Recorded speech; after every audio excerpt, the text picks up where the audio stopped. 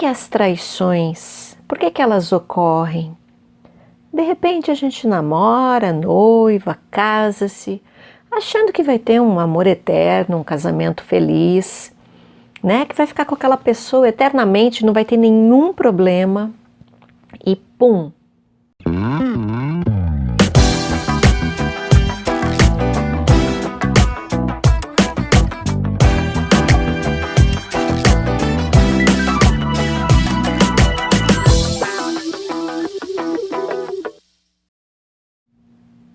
Olá, eu sou Margarete Bianchini, seja muito bem-vindo, seja muito bem-vinda. E o assunto hoje é complicado, pois é, nós vamos falar de traição. Conhece alguém que já foi traído? Alguém que já foi traída? Eu espero que não tenha sido você, mas a gente vai entender um pouquinho por que que as traições, por que que elas ocorrem? De repente a gente namora, noiva, casa-se, achando que vai ter um amor eterno, um casamento feliz, né? Que vai ficar com aquela pessoa eternamente, não vai ter nenhum problema e pum! Quando menos se espera, você acaba pegando no WhatsApp, numa rede social, num Facebook que o marido ou a esposa acabou esquecendo aberto e descobre coisas que não deveria ter descoberto. Pois muito bem. Por que que a traição ocorre? Já que lá nos seus votos de relacionamento você se comprometeu a ser fiel eternamente, não é mesmo?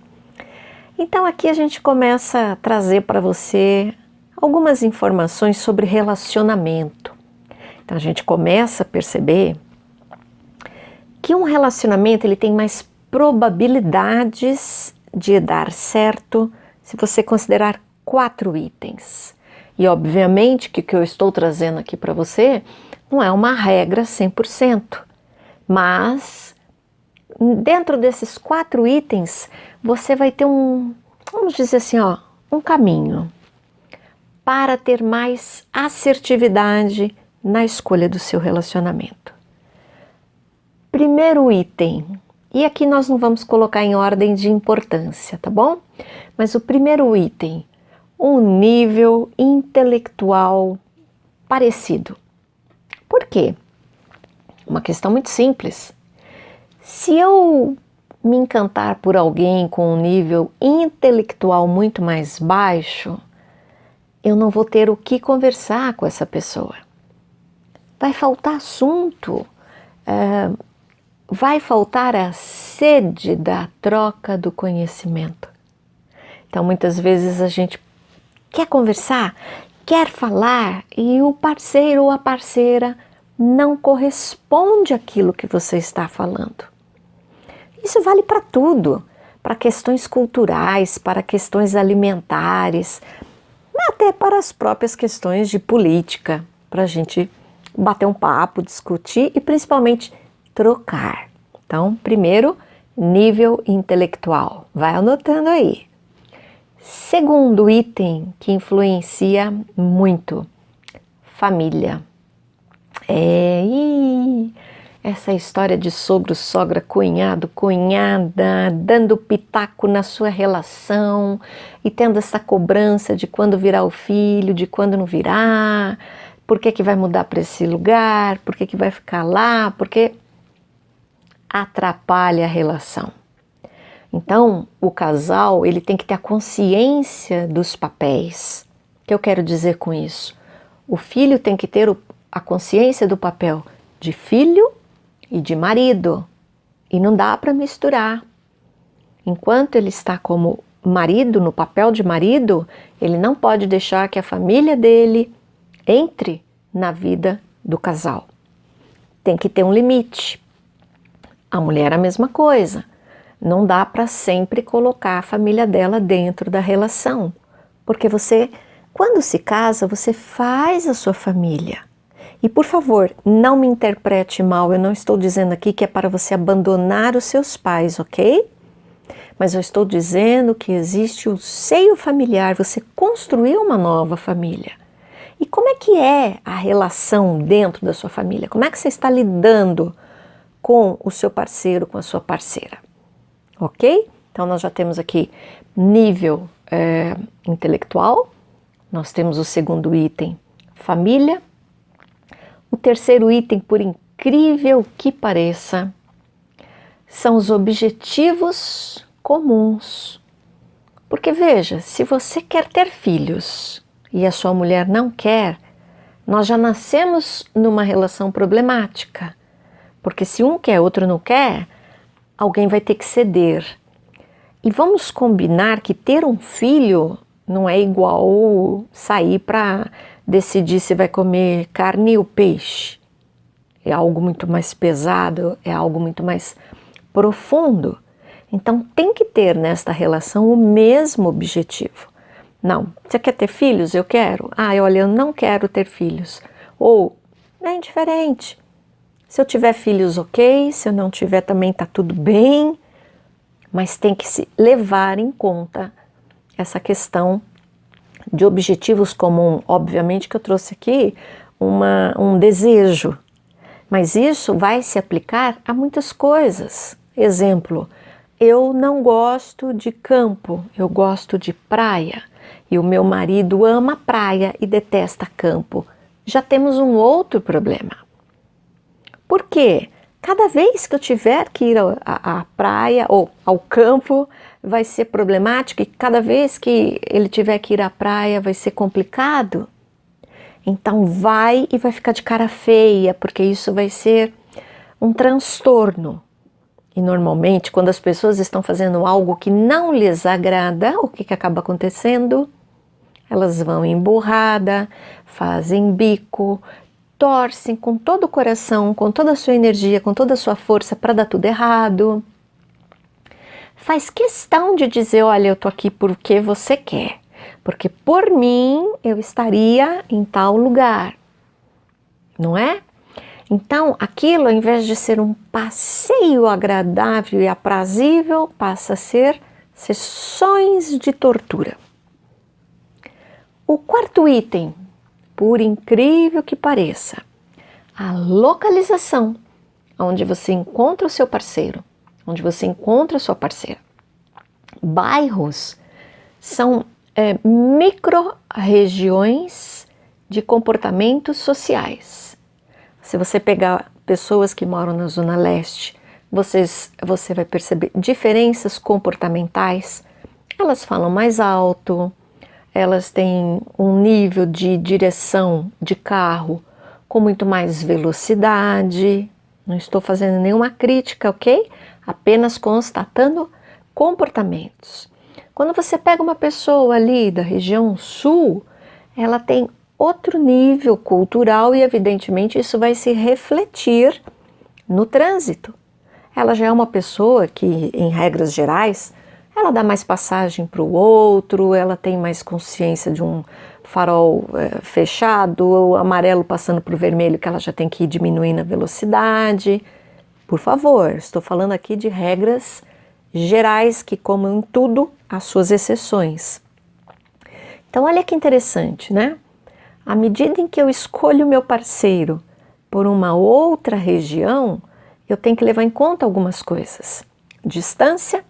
Eu não sei onde que você mora, mas se forem em cidades grandes, às vezes numa locomoção de um ponto para outro dura até 2 horas, né?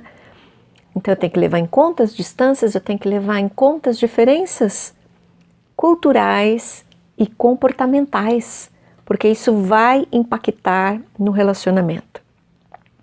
Agora, olha que coisa importante, né? Além desses itens, que aqui a gente falou mais de fatores externos, né? O que vem impactar na relação. Agora a gente vai entrar no ponto da traição. Analisei tudo isso, ok, tá tudo certo, casei com a pessoa certa, nós nos identificamos em vários pontos, mas com o passar dos anos, o casamento vai caindo na rotina, a gente vai dando muito espaço para os amigos virem na nossa casa, que é muito gostoso comer uma pizza, fazer um churrasco, fazer algumas reuniões sem compromisso. A relação homem-mulher vai ficando para trás. O homem não sinaliza, a mulher não sinaliza e vai batendo aquela carência afetiva. Então, as gaiolinhas vão ficando abertas e está cheio de periquitos voantes e passarinhedas voadoras. E aí, de repente, você só dá uma saidinha, porque afinal de contas ninguém é de ferro e todo mundo come um chocolate fora da dieta. E pronto.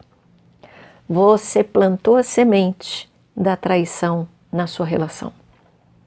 E quando isso acontece, você, além de ter conflitos, porque uma relação extraconjugal é muito prazerosa, né?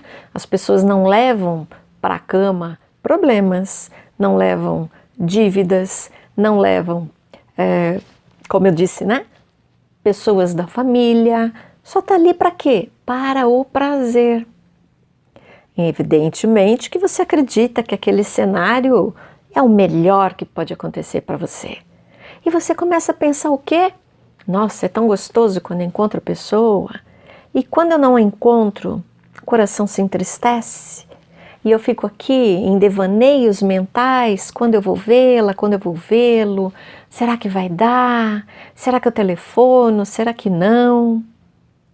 Então, a dica para que você não sofra de traição é cuidar do seu relacionamento. O relacionamento, ele é uma plantinha. Como é que a gente cuida das plantinhas? A gente aduba, a gente põe água, faz as regas necessárias, faz as podas quando tem que ocorrer. A gente vai lá, tira as folhinhas que não estão tão bonitas. A gente tira, cuida, com amor. O relacionamento afetivo é a mesma coisa. O que acontece? Vem os filhos e a mulher, evidentemente, em seu papel de mãe, esposa, amiga, amante, se atropela. Então eu quero perguntar para você, quanto tempo você não deixa os seus filhos na casa da sua mãe para namorar o seu marido? Quanto tempo que vocês não saem de mãos dadas para dar uma volta num parque? Quanto tempo que você não dá um beijo no seu marido como quando você o fazia quando ainda era namorada, quando era namorado? Então, para que a traição não entre na sua vida e você não fique aí com mágoas, com tristezas, com angústias, porque muitas vezes, por uma questão socioeconômica, as pessoas acabam não se separando. E aí é o pior dos cenários. Porque fica no relacionamento a mágoa, a tristeza, a angústia e aquele peso da traição. Que o parceiro faz questão sempre de mostrar que você me traiu. Então, esse peso da traição, ele não vai chegar a lugar nenhum. Porque isso vai ser um relacionamento de aparências, regado não por amor, mas regado pelos sentimentos de tristeza, de angústia, de escassez, de mágoas. Então, se vai trair, por que não senta e conversa com seu companheiro, com a sua companheira? O que está faltando na relação? Sinaliza, querido, tô com carência afetiva. Querida, como é que é? Quando é que a gente vai namorar? Quando é que a gente vai fazer sexo selvagem? Né? E isso vai despertar a atenção no outro, que tem que ter esse olhar para o casamento. Porque senão o que vai acontecer? Passarinhedos voando por aí, gaiolinha aberta, pronto. É o suficiente. Agora, naturalmente, existem pessoas com desvio de caráter, onde usa as relações exteriores para se autoafirmar, para sanar as suas inseguranças, né? Então precisa sempre estar aí na caça, mas isso são patologias.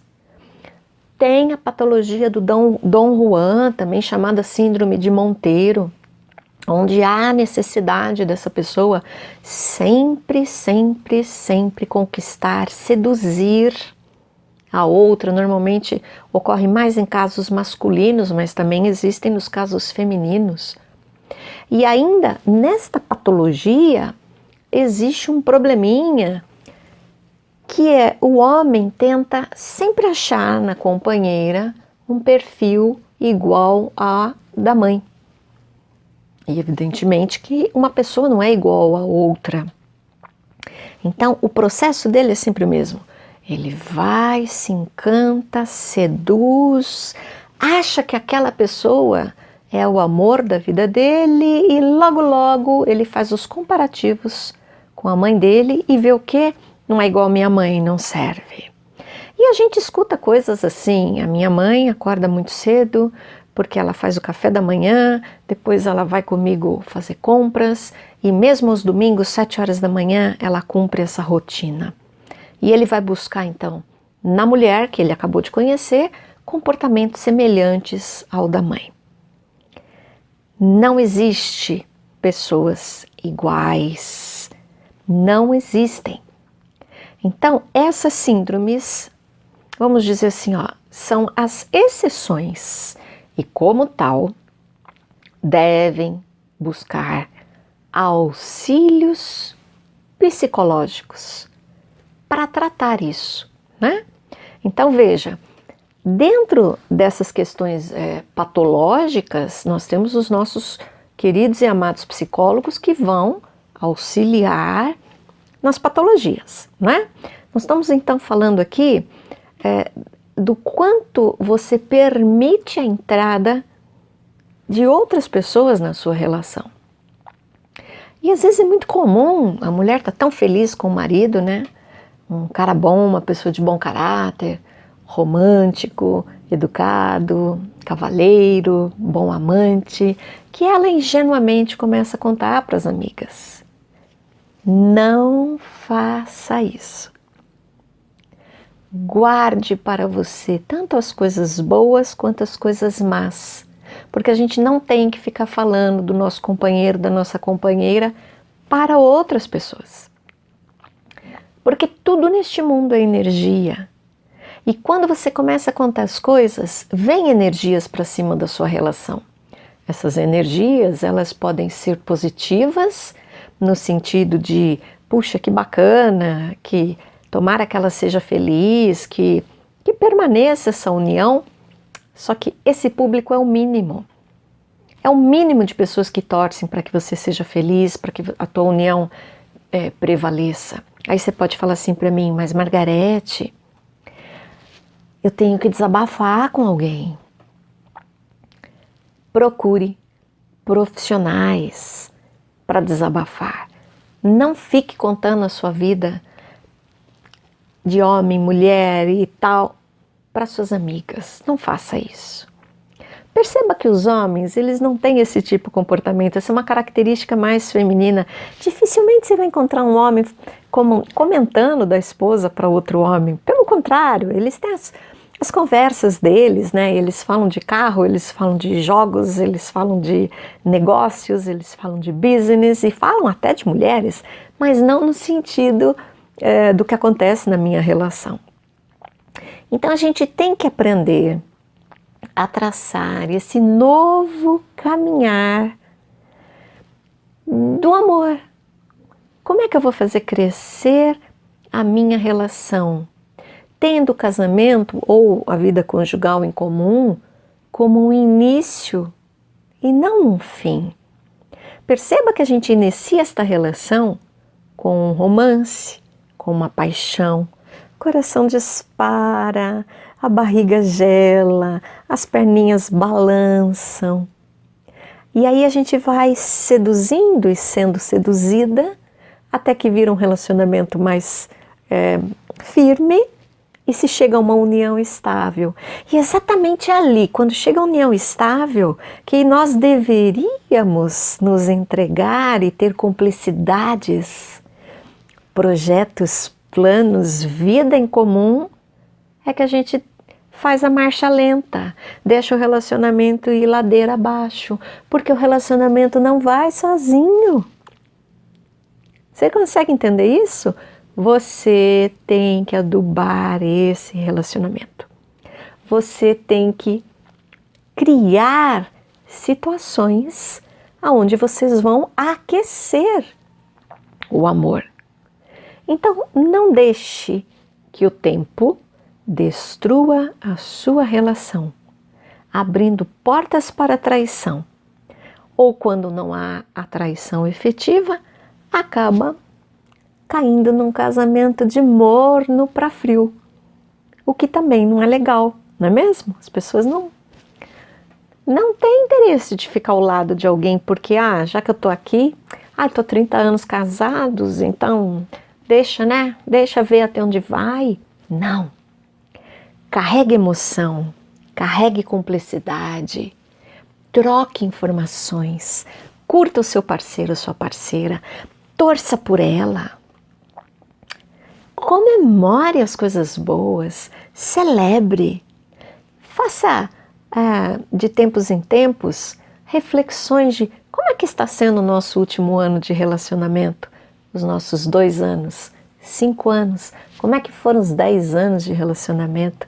Comemore, saiam para jantar, aproveitem a vida, porque a gente não sabe até quando vai ter esse companheiro do lado, não é mesmo? E depois, arrependimento de eu poderia ter feito mais e melhor. Não deixe essa sensação entrar na sua vida, tá certo? Eu agradeço aqui a sua presença. Eu sou Margarete Bianchini e eu peço para você, se gostou do nosso bate-papo, me seguir lá nas redes sociais. Vem comigo ser feliz.